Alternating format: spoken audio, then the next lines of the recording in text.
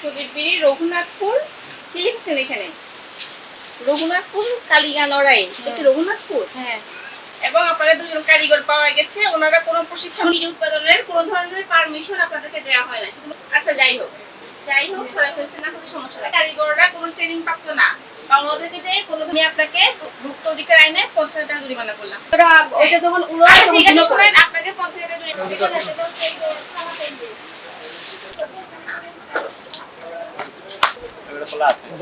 ফলছে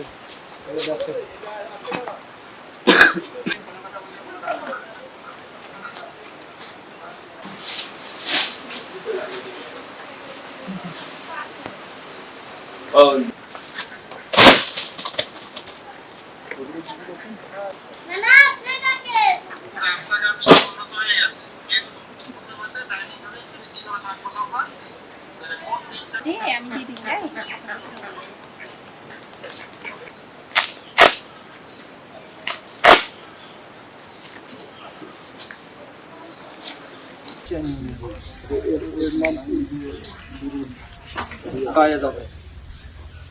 polythene আর কাগজ আগে কিছু একটু চলমান থাকবে ব্যবসা তো নাই ঠিক আমি না রাত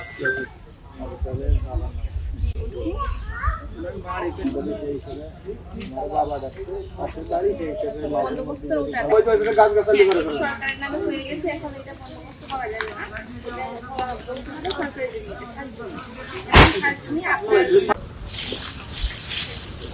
ওই যে আগুন দেখে দিয়ে ঠিক আছে।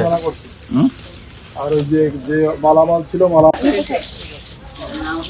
এদিকে তো দিয়ে তো ভাই সারা এদিকে